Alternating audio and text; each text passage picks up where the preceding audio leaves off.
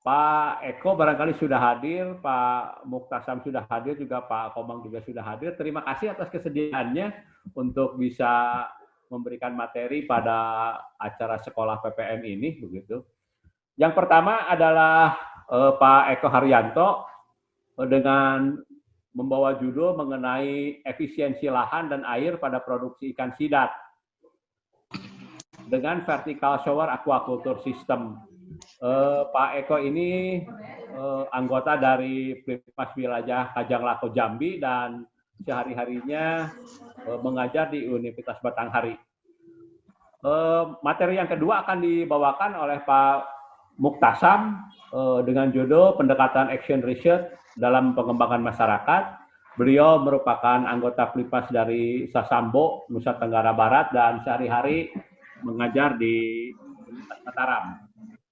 Materi yang ketiga disampaikan oleh Pak Komang Sudarma gitu, dengan judul cross sprinkle irrigation sebagai salah satu alternatif efisiensi penggunaan air dalam air di lahan kering. Yang bersangkutan di anggota Plikmas Wilayah Advent begitu NTT dan sehari-hari mengajar di Politeknik Negeri Kupang. Terima kasih kepada bapak-bapak yang hari ini menyampaikan materinya. Saya kira sesuatu yang sangat menarik sekali bagi kita semua dalam sharing untuk sekolah PPM ini. Saya kira untuk mempercepat tidak memakan waktu lama, barangkali yang pertama saya persilahkan Pak Eko. Ini menyangkut aspek ikan sidat, protein harapan masa depan barangkali begitu, dan nilainya sangat tinggi sekali. Saya persilakan, ada waktu 20 menit Pak Eko untuk menyampaikan materinya. Yang sharing Pak Sondi atau Pak Eko? Di Pak Eko saja Pak. Pak Eko ya? Okay. Langsung ya biar bisa silakan, sudah. Bicarakan.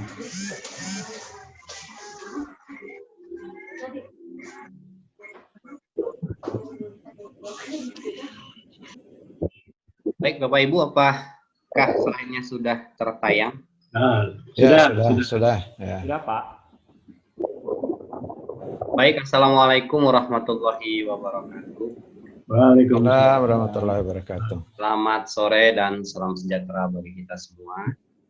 Pertama-tama saya ucapkan terima kasih kepada Bapak Sondi Buswadian yang telah memberikan kesempatan kepada saya yang pertama untuk memberikan materi pada sore hari ini. Saya juga mengucapkan terima kasih kepada Ibu Dr. Sri Anita Butani selaku Ketua Plikmas Kajang Lako Jambi yang sudah memberikan kesempatan dengan kepercayaan kepada saya sendiri pada sore hari ini. Dan juga saya ucapkan terima kasih kepada Bapak Profesor Sudani atas terselenggaranya acara yang sangat bagus sekali pada sore hari ini, sudah masuk ke seri ke-25. Baik Bapak Ibu sekalian, saya ingin memperkenalkan diri terlebih dahulu. Nama saya Eko Haryanto, saya sehari-hari bekerja di Universitas Batanghari di program studi budidaya perairan, dan saya juga termasuk anggota dari Plikmas Kajang Lako Jambi. Dan untuk sekarang saya masih berstatus sebagai mahasiswa di program Doktor Ilmu Aquakultur di Institut Pertanian Bogor. Insya Allah di awal tahun depan sudah selesai sekolah saya tinggal ujian akhir saja. Baik Bapak Ibu sekalian, pada sore hari ini saya akan mempresentasikan ini bagian dari disertasi saya yang mudah-mudahan bermanfaat dan bisa diaplikasikan di daerah kita masing-masing, dengan judul Urban Aquaculture, Efisiensi Lahan dan Air pada Produksi Ikan Sidat Anguilla bicolor Bogor dengan Vertical Shower Aquaculture System. Baik, mengawali presentasi pada sore hari ini, saya mengutip data dari Worldometer bahwa populasi penduduk dunia ini semakin lama semakin meningkat ya. Pada tahun 2020 ini diperkirakan sekitar 7,7 miliar jiwa, dan untuk Indonesia sendiri tahun 2020 itu sebesar 274 juta jiwa. Nah, dengan meningkatnya populasi penduduk ini, maka kebutuhan akan lahan dan air itu akan meningkat karena digunakan untuk aktivitas perumahan dan industri.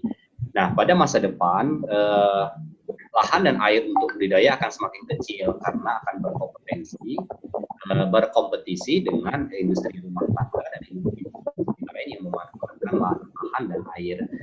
Nah, salah satu hal yang penting juga Bapak Ibu sekalian, seperti yang kita ketahui bersama bahwa industri aquaculture itu untuk beberapa komoditas itu masih berada di daerah remote, daerah yang jauh dari central marketnya, seperti di daerah pesisir dan laut, seperti industri udang, rumput laut, kerapu, dan beberapa komoditas lain.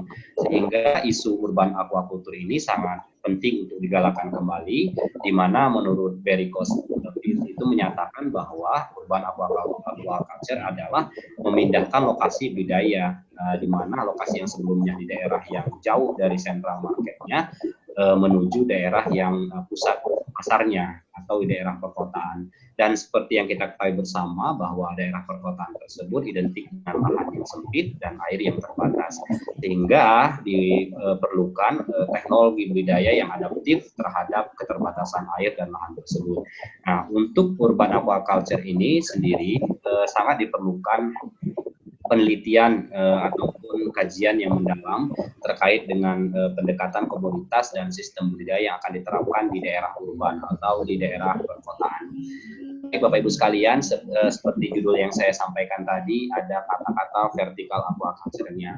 Nah, dalam penelitian ini, vertical aquaculture atau sistem aquaculture vertikal itu merupakan salah satu solusi dalam memanfaatkan lahan, di mana selama ini kita tahu bahwa kegiatan aquaculture masih memanfaatkan lahan secara horizontal. Nah, kita coba dengan pendekatan sistem dan teknologi memanfaatkan lahan tersebut secara vertikal. Nah, seperti yang kita ketahui bersama bahwa pemanfaatan lahan secara vertikal ini telah dikembangkan untuk vertical farming seperti hidroponik dan mengkombinasikan tanaman dengan ikan pada teknologi aquaponik, dan ada juga vertical aquaculture untuk komoditas perikanan lain seperti kepiting. Ini di Institut Pertanian Bogor juga pada laboratorium perikanan dan kelautan di Ancol telah mengembangkan apartemen kepiting 4.0 dengan sistem vertical aquaculture. Ini sudah masuk ke small scale industry-nya. Nah, mudah-mudahan dengan pendahulunya ini mudah-mudahan dengan pendahulunya ini untuk komoditas-komoditas perikanan lain akan berkembang untuk sistem aquaculture vertikalnya. Baik Bapak Ibu sekalian, untuk urban aquaculture ini sangat diperlukan sekali untuk pendekatan komoditas, yaitu ikan.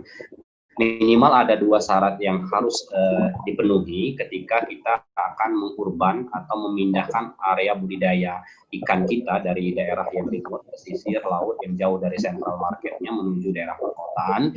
Yang pertama adalah ikan itu harus komersil, yang kedua ikan atau komoditas perikanan tersebut harus adaptif dengan urban area atau area yang memiliki lahan dan air yang minimal, sehingga diperlukan penelitian terkait dengan desain, sistem, dan teknologi pemeliharaan. Nah, kenapa saya mengambil ikan sidat, Bapak Ibu sekalian? Yang pertama karena secara potensi ikan sidat kita Indonesia ini, spesies Anguilla bicolor ini jenis dan kelimpahannya masih terjaga sampai sekarang di Indonesia. Dibandingkan dengan 3 jenis yang lain, ikan sidat Amerika, ikan sidat Eropa, dan ikan sidat Jepang, ini sudah sangat terancam punah, sehingga ikan sidat kita Indonesia dengan beberapa jenis yang ada di Indonesia itu digadang-gadang mampu menggantikan popularitas ikan sidat yang ada di Eropa, Amerika, dan Jepang. Sehingga kita semua harus bersama-sama menjaga kelimpahan dan ketersediaan ikan sidat di alam. Selain daripada itu, teknologi budidayanya sudah mulai berkembang di masyarakat, khususnya untuk teknologi pendederan dan pembesaran. Seperti yang kita lihat bersama bahwa beberapa sentra produksi ikan sidat itu sudah mulai mengembangkan pemeliharaannya dengan kolam air tenang, dengan air deras, resirkulasi, dan flow group, sehingga semakin seiring bertambahnya waktu, kegiatan ataupun pemeliharaan ikan sidat ini akan semakin berkembang di masyarakat.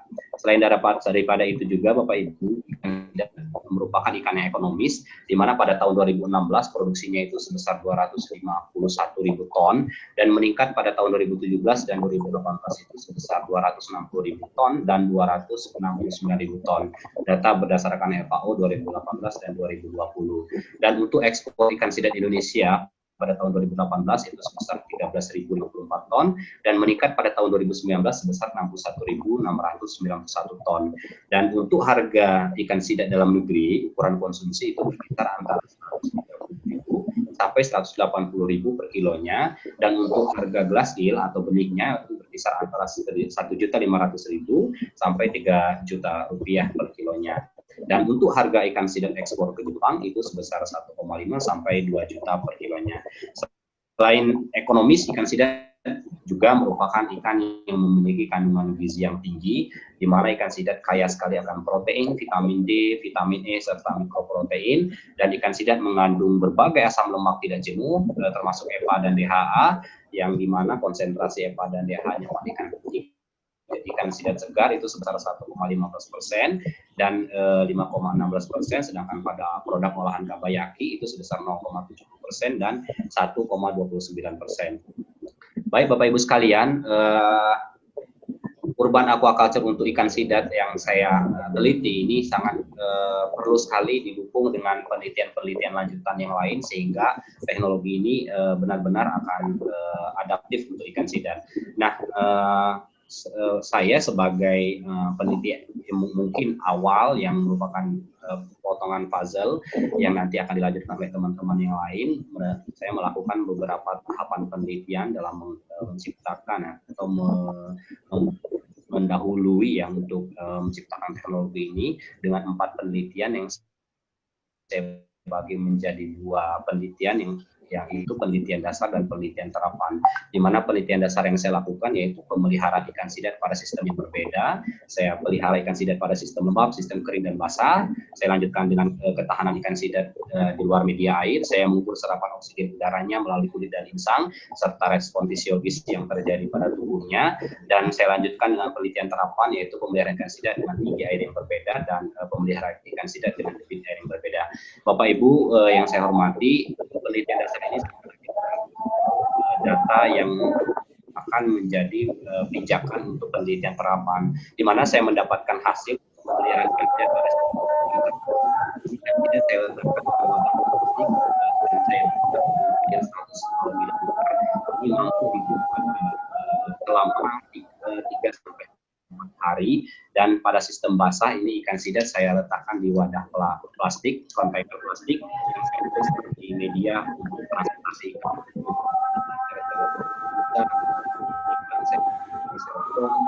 Saya letakkan lagi kapasitas yang dengan air, saya letakkan lagi ikan sidapnya dan saya tutup dengan styrofoam.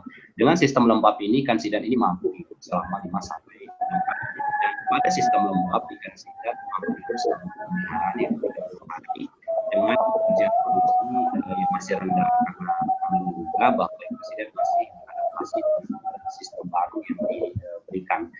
Untuk ketahanan ikan sidap di luar media air, Bapak Ibu sekalian, lebih dalam lagi kami melakukan di mana mencoba melihat apa yang terjadi ketika ikan sidap di luar media air, dan hasil yang kami dapatkan menunjukkan bahwa semakin lama ikan sidap berada di luar media air menunjukkan respon stres yang semakin tinggi, dan serapan oksigen ini bergeser ke serapan melalui kulit, di mana selama 3 jam di luar media air respirasi otak ini masih mendominasi sebesar 40% dan respirasi kulit ini sebesar 40%. Akan tetapi kalau dilihat peningkatan dan penurunan per jamnya, ini mulai terjadi pergeseran respirasi, di mana respirasi respirasi mengalami peningkatan. Artinya ketika ikan sidap berada lebih lama di luar media air, maka respirasi dan respirasi insang akan menurun. Tetapi karena waktu yang diperlakukan hanya 3 jam di luar media air, maka kami menduga insang ikan sidap masih dan pada penelitian terapan didapatkan hasil bahwa tinggi air terbaik penelitian ikan sidap sebesar 1,5 cm dengan ukuran ikan sidap lebih kurang 20 gram per ekor, itu tinggi tubuhnya 1,5, artinya dengan ikan sidap yang dipelihara setinggi memberikan kinerja produksi yang sama baiknya dengan ikan sidap sampai. Nah, Bapak Ibu sekalian, dari 4 tahapan ini kami sangat mengharapkan sekali, mudah-mudahan ini menjadi budaya ikan sidap masa depan yang hemat air dan sentral market oriented, seperti ciri-ciri dari urban aquaculture. Nah, ini rancangan percobaan saya yang saya lakukan memelihara ikan sidat dengan air dan 0,25, 0,03, 0,05 liter per detik dan 0,1 liter. Nah, Bapak-Ibu sekalian, pada judul itu terdapat vertical shower aquaculture system. Nah, shower yang dimaksud di situ adalah modifikasi aliran air masuk atau saluran inletnya yang saya modifikasi dengan percikan air seperti shower, di mana debit ini yang saya atur dari debit terendah sampai debit tertinggi yang dimodifikasi seperti shower, sehingga ikan sidat kami mengasumsikan selalu basah dan selalu tergenang air, dan ingin melihat apakah ikan sidat ini suka dengan debit yang rendah atau debit yang lebih tinggi. Baik, Bapak Ibu sekalian, ini adalah desain vertikal aquaculture system yang saya gunakan. Ini terdiri dari beberapa komponen. Yang pertama adalah rangka utama, ini berbahan kayu ya. Yang kedua adalah wadah pemeliharaan, ini adalah kontainer plastik. Yang ketiga ada pipa distribusi air, ada unit filter akuarium dengan panjang 100 cm, dan ada juga tatakan air, ini talang air yang menampung air dan menghubungkan ke saluran outlet, dan yang keenam adalah saluran inletnya. Dan Bapak Ibu sekalian, seperti yang saya jelaskan tadi bahwa perlakuan debit ini dilakukan dengan mengatur besarnya air yang masuk sesuai dengan perlakuan dan dimodifikasi debitnya atau air yang masuk menyerupai shower tersebut. Dan pada dasar wadah, Bapak Ibu, kalau kita lihat pada nomor 2 di dasar wadah itu saya bolongi pada bagian dasarnya, dan saya berikan pipa pembatas antara ruang pemeliharaan dan ruang outlet wadah, di mana ketika diberikan pakan pada wadah, maka otomatis pakan yang tidak termakan ataupun fesesnya itu akan secara langsung keluar melalui wadah. Tetapi secara tidak langsung juga akan tertahan melalui pipa, dan ada waktu yang digunakan oleh ikan sidat untuk menghabiskan pakan tersebut. Baik, ini adalah spesifikasi penggunaan bahan penyusun vertical aquaculture system yang saya gunakan. Ini saya menggunakan plat penyangga berbahan kayu, ada rel besinya, ada wadah plastik, dan beberapa komponen yang lain. Baik Bapak Ibu, saya ulang kembali bahwa di sistem ini, wadah saya ini bisa ditarik secara horizontal karena ada rel pada sisi wadah bagian atas ini. Saya gunakan rel dari besi, sehingga wadah ini bisa ditarik secara horizontal untuk melakukan pengamatan. Nah, setelah dilakukan pengamatan, maka bisa dikurung lagi secara horizontal ke dalam, dan ini saya lakukan setiap hari untuk melakukan pengamatan. Baik, ini hasil yang didapatkan selama penelitian, bahwa kinerja produksinya ini sama baiknya antar perlakuan, tidak memberikan pengaruh yang berbeda nyata dengan pemberian perlakuan debit. Dan saya bandingkan dengan pemeliharaan ikan sidat dengan volume air yang lebih tinggi, yaitu 48 sampai 120 liter, bahwa penelitian ini menghasilkan survival rate atau kelangsungan hidupnya itu semuanya 100%. Artinya tidak terjadi kematian selama penelitian, sedangkan pada kondisi normal masih ada ditemukan SR-nya itu di bawah 100% berdasarkan penelitian-penelitian terdahulunya. Dan untuk pertumbuhan sendiri ini berkisar antara 0,9 sampai 1,03, ini cukup tinggi untuk pemeliharaan ikan, Bapak Ibu sekalian. Dan kalau kita lihat data lainnya, bahwa setelah ikan ini dipanen atau diproduksi pada akhir masa pemeliharaan, tingkat keseragaman bobotnya ini tinggi sekali, ya, bahkan lebih tinggi dari kondisi normalnya yang berkisar antara 12 sampai 39%. Sedangkan hasil penelitian menunjukkan bahwa keragaman bobotnya itu berkisar antara 6 sampai 8%. Artinya sangat tinggi sekali tingkat keragamannya. Dan kalau kita lihat juga dari konsumsi oksigennya ini cukup rendah dibandingkan dengan kondisi normal. Artinya memang efisiensi energi ini untuk ikan sidat hanya digunakan untuk keperluan umum. Bapak Ibu sekalian, ini adalah grafik pertumbuhan dari ikan sidat yang dipelihara dengan dalam selama 60 hari masa pemeliharaan, di mana ikan sidat yang saya tebar pada awal pemeliharaan itu memiliki bobot yang berkisar antara 17,75 sampai dengan 18,05 atau rata-rata 17 gram per ekor. Nah, pada akhir masa pemeliharaan selama 2 bulan atau 60 hari, saya mendapatkan bobot akhirnya itu rata-rata 31 gram. Artinya terdapat peningkatan bobot yang signifikan selama 2 bulan masa pemeliharaan. Baik, kalau dilihat dari respon fisiologis biokimia darahnya, Bapak Ibu sekalian, bahwa pada perlakuan D itu debit yang tertinggi ini menunjukkan respon stres terendah, di mana kadar glukosa darahnya ini mendekati ikan sidat kontrol atau ikan sidat sebelum perlakuan, dan menunjukkan nilai glukosa darah yang paling rendah dibandingkan juga dengan kondisi normalnya. Akan tetapi secara umum saya melihat bahwa semua parameter biokimia darah ini masih bahwa ikan sidat yang saya pelihara itu masih berada pada kondisi normal, artinya tidak menunjukkan stres, dan ini juga berkorelasi positif dengan kinerja produksi, artinya kinerja produksi yang bagus didukung juga dengan stres yang rendah. Dan rata-rata data yang saya dapatkan ini masih masuk pada kondisi normalnya yang telah diteliti oleh pendahulu-pendahulu saya, yang semoga saya bandingkan dengan penelitian ini. Baik Bapak Ibu sekalian, ternyata perlakuan yang saya berikan debit air ini memberikan kualitas media pemeliharaan yang baik, di mana kita lihat oksigen terlarutnya ini semakin meningkat dengan semakin meningkatnya debit air juga, dan memberikan optimalitas untuk pemeliharaan ikan sidat selama pemeliharaan dan mendukung untuk produksi. Nah, ini adalah efisiensi penggunaan air untuk vertikal aquaculture dan volume air normal. Saya mencoba membandingkan penelitian saya dengan ikan sidat yang dipelihara pada volume air normal. Ini saya bandingkan dengan volume air 45 liter dan volume air 80 liter.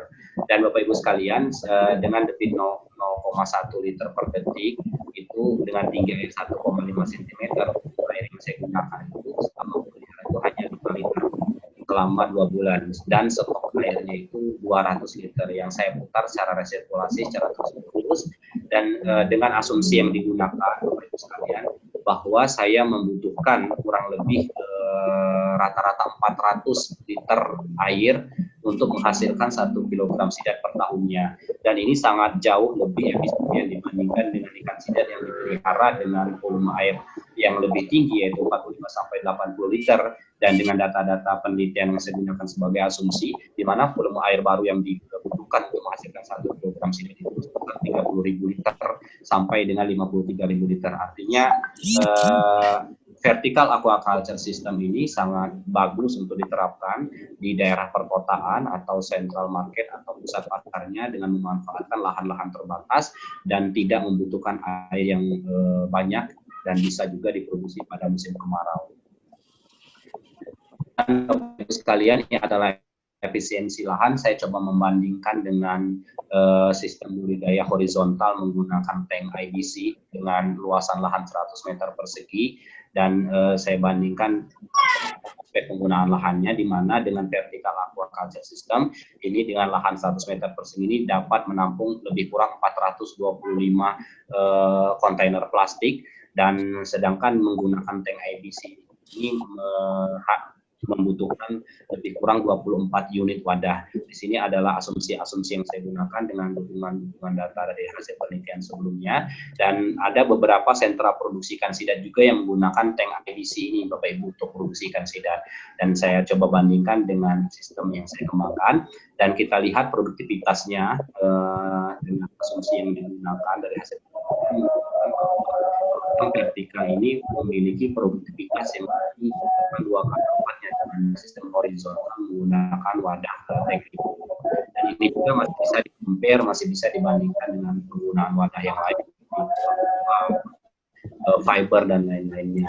Dan saya coba kemarin, saya juga mencoba menghitung secara ekonomi bahwa penggunaan wadah ini dengan harga berkisar 1,5 juta sampai 2 juta, sedangkan untuk sistem vertikal yang saya gunakan ini dengan bahan kayu itu tidak sampai 1 juta per unitnya Bapak Ibu sekalian, sehingga sangat efisien sekali secara ekonomi dan sangat efisien secara lahan dan penggunaan air, sehingga kami mengharapkan bahwa teknologi